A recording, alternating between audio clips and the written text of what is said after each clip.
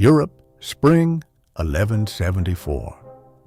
The previous year had been costly for the Banana Republic. Pandia's surprise attack had claimed 139,564 Bananian lives, capturing vast territories but failing to secure its primary objective, Banana-Nople. Despite the partial success, the Pandians were determined to end the war decisively in 1174. To achieve this, they began a massive mobilization effort.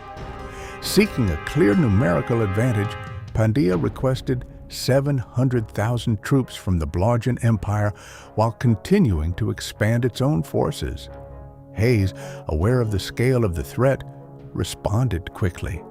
Defensive fortifications were reinforced, logistics improved, and anti-tank weapons distributed across the front. At the same time, he ordered the mass production of the MG-34 machine gun to strengthen infantry firepower. These measures were aimed at slowing the Pandian advance long enough for the front to stabilize and allow for a future counteroffensive. By spring, the Pandians had assembled around 1.5 million troops, while the Banana Republic fielded approximately 1.2 million, with additional Blodgin reinforcements beginning to arrive. At the same time, a diplomatic struggle was unfolding. Pandia attempted to prevent Hayes's allies in the Triple Entente from entering the war by pressuring the Holy Stephanian Doremian Empire to attack Apracotia. However, this effort failed. Instead, the Holy Stephanian Doremian Empire joined the Entente, seeking gains against the Blodgin Empire. On May 15th, Article 5 of the Entente was activated. Heliosgrad, Apracotia, and the Holy Stephanian Doremian Empire declared war on Pandia, Mesoreich, the Blodgin Empire, and Jaradia. The conflict had now expanded into a full continental war. Eastern Europe, the 150,000 Blodgin troops that had arrived in Pandia, were quickly deployed to the Heliosgrad front. However, they failed to stop the advancing enemy. Heliosgrad forces launched a rapid offensive, breaking through Pandian lines and reaching the river Alexia within 2 days. A spearhead aimed at encircling Pandian forces advanced toward the river Alexander, but was slowed by difficult hilly terrain. Recognizing the danger, Pandia redeployed 150,000 reserves to stabilize the front and prevent a collapse. Meanwhile, on the Banana Republic front, Pandian forces began a controlled withdrawal to more defensible positions. This successfully halted the Bananian advance and allowed Pandia to redirect an additional 200,000 troops to the Heliosgrad front, where the situation was becoming critical. The reinforcements helped stabilize the front to some extent, even allowing Pandia to achieve a localized success at the Battle of Kolgacraft. However, the overall situation remained unfavorable as Heliosgrad forces continued to press forward and threaten a breakthrough toward Pandia's industrial heartland. While Pandia focused on Heliosgrad, the Apracotians launched a major offensive in the west. With 650,000 troops against just 235,000 Pandians, they broke through and advanced rapidly. In the aftermath, widespread atrocities were committed against Pandian populations, with up to 350,000 killed in acts of revenge for events that had taken place 25 years earlier. These actions provoked a strong response from Pandia. Large numbers of militia units were formed, and motivated volunteers, particularly among the Kolgan population, were mobilized to reinforce the front. However, this distraction proved costly. While Pandia focused on the Apracotian threat, Heliosgrad launched a decisive operation. A successful breakthrough led to the encirclement of Army Group South, trapping a large number of Pandian forces. Under pressure on multiple fronts, the encircled units were pushed back toward defensive positions along the rivers. At this point, both Heliosgrad and Banana Republic forces slowed their advance, focusing on consolidation and preparing for potential peace negotiations. Over the course of the campaign, the Pandian army suffered heavy losses. Of approximately 1.3 million troops deployed, only around 900,000 remained operational. Western Front. The Holy Stephanian Doremian Empire advanced rapidly, taking advantage of the lack of Blogan forces along the border. Former Doremia was recaptured within a week. After this initial success, Blogan forces redeployed to the area, and heavy fighting followed with minimal territorial changes. In the Alps, Apracotian forces launched their own offensive, advancing into Istria. Despite resistance from local garrison units, they managed to capture around 50% of the region within 2 months. However, the difficult mountainous terrain slowed further progress, and the front gradually stabilized. For Messerich, the Alpine front proved advantageous. The natural defensive barrier allowed them to commit fewer forces there, freeing up troops for operations elsewhere. Italy, August 1174. Despite the impressive gains of the Entente, Messerich was not about to let this opportunity slip away. The Banana Republic had gradually shifted large portions of its army from the Italian front to reinforce the Bulgarian front. This left Italy dangerously undermanned, and the Masurians were ready to exploit it.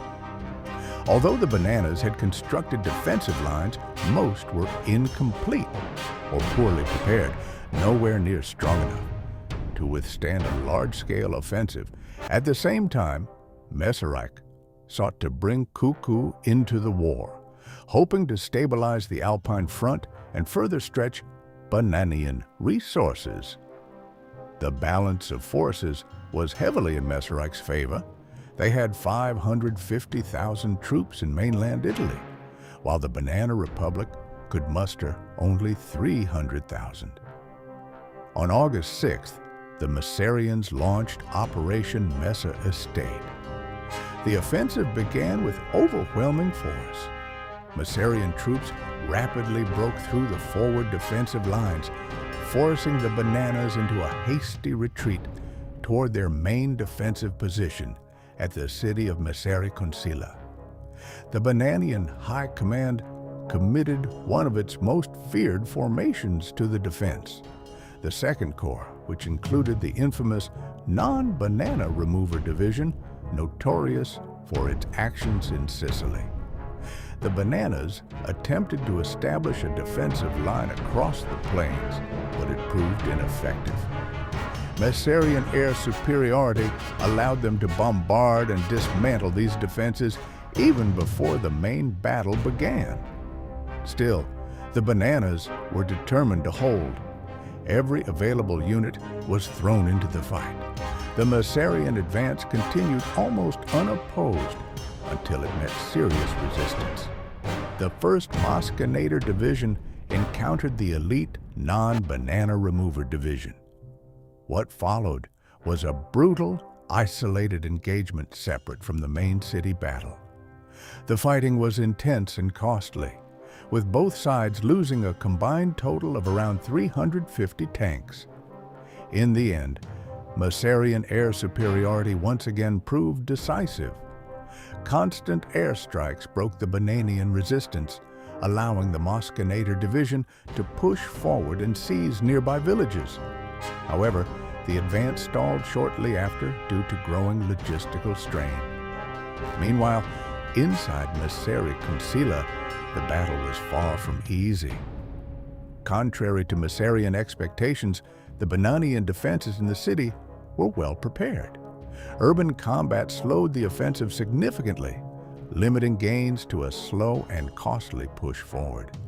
By this stage, the Masarians had committed around 65,000 troops to the city fight, while the Bananas had roughly 40,000 defenders remaining. Determined to break the stalemate, the Masarians prepared a final assault. Before launching it, they targeted the city's infrastructure, most importantly, the train station, which served as a critical supply hub. Sustained bombing runs crippled Bananian logistics, weakening their ability to sustain the defense. With supplies dwindling, the Masarians launched a coordinated assault. Moskenader units and regular infantry divisions attacked together, capturing the train station after heavy fighting. This marked the turning point. With their supply lines severed, the Bananas were forced to order a retreat. Fighting during the withdrawal was chaotic and brutal, and in the confusion, a full Bananian division was encircled in the city center. The battle did not end immediately. For 3 more weeks, the surrounded division continued to resist, fighting block by block despite having no hope of relief. Eventually, the pocket was destroyed. A small number of soldiers managed to escape the encirclement. Those who did were later awarded the Knight's Cross of the Iron Cross, recognized for their survival and determination under impossible conditions. Operation Messer Estate had succeeded. Messerreich had regained the initiative in Italy, Africa, 1174. While the great powers clashed across Europe, events elsewhere began to shape the wider conflict. The Gerudians turned their attention to Africa, launching expeditions primarily into the southern regions. What began as small exploratory missions quickly developed into an organized colonial effort. The first major step was the establishment of a coastal port, which became a vital supply hub and entry point for further expansion inland. Levi was appointed to command the operation, tasked with maintaining order and securing Gerudian control over the region. However, the campaign proved far more difficult than expected. Local resistance was fierce. Skirmishes broke out frequently, and the harsh terrain slowed Gerudian advances. Despite these challenges, the Gerudians continued pushing forward, reinforcing their positions and expanding their control. Over time, a full colony was established under Levi's leadership. The settlers, hardened by constant fighting, adopted an increasingly aggressive stance. Expansion continued, often bringing them into direct conflict with local populations. As pressure mounted, resistance began to organize. Local groups united into larger rebel forces, launching coordinated uprisings across the colony. These efforts culminated in the Battle of Levis Dickey, where Gerudian forces suffered a major defeat. The loss shook the colony and encouraged further resistance. Sensing an opportunity, the Entente began supplying the rebels with weapons and resources, significantly improving their ability to fight. For a time, the rebellion gained momentum, pushing Gerudian forces onto the defensive. But the situation soon changed. At the Battle of Jared's House, Gerudian forces regrouped and delivered a decisive blow to the rebels. This marked a turning point in the campaign. In the weeks that followed, the rebels were steadily pushed back. Their numbers declined, supplies ran low, and their ability to resist weakened. By October 8th, after a series of final engagements, the rebellion was completely crushed. Europe, early 1175. While the great powers remained locked in brutal conflict on the continent, new fronts of expansion began to emerge beyond the main theaters of war. The Gerudians, alongside their Capabelian allies, turned their attention to the Isles. The Capabelians launched an early expedition into Scotland, aiming to establish a foothold and expand their influence across the region. Jared, too, expanded in the Isles. At the same time, Pandya pursued a very different objective. Pandy's brother was dispatched north on a religious mission to spread Constantinianism across Scandinavia. Landing first in Norway, he established a coastal port that would serve as a base of operations. Soon after, another landing was made in Denmark, where a second port was secured. From these positions, Pandyan forces began converting the occupied regions, gradually imposing Constantinianism on the local population. But while expansion continued abroad, trouble was brewing within the Banana Republic itself. Anatolia. In Anatolia, the Erectator population had grown increasingly resentful under Bananian rule. Forced into labor, many were enslaved and made to cultivate bananas under harsh conditions. Over time, this treatment eroded any remaining loyalty, replacing it with anger and desperation. Sensing an opportunity, a Pandyan agent known as Agtung entered the region. He distributed manifestos written by Erectators themselves, detailing how to arm, organize, and revolt against their oppressors. At the same time, weapons were secretly smuggled into Anatolia via Bahrian ships. Over months, as many as 235,000 Erectators were armed. The stage was set. On January 3, 1175, the revolt began. In a shocking opening act, Kesari was shot during a visit near an Erectator city. The attack marked the beginning of a full-scale uprising as rebel forces rose across the region, turning Anatolia into a new and dangerous front in the war. North Africa, April 1175. In Algeria, Bloggian forces under the feared ruler Fidelis continued launching raids against local tribes, tightening their control over the region. During one expedition, soldiers discovered a strange, small dinosaur-like creature, later nicknamed Nylong. Its harmless and oddly cute behavior quickly spread through the ranks. The next day, April 15th, Fidelis celebrated his birthday, briefly pausing operations. Soon after, the campaign resumed.